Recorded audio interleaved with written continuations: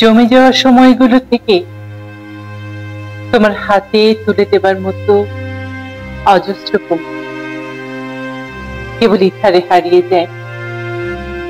ভিড়ের ভিতর শূন্যতায় বোধ হয়ে ভাবি, এই শূন্যস্থান জুড়ে যদি তুমি থাকতে কেমন হতো, কেমন হতো সেই হাসির রোশনাই, কেমন হতো সেই কথার মোহে দিবস বিকেল, কেমন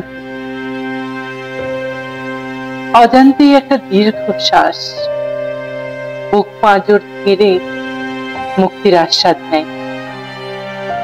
ভালোই হলো বলো, হারিয়ে যাওয়া তোমার বয়স বাড়ে না, তাই প্রেম এখনো তোমার গেঁথে দেয়া কথার সেফটি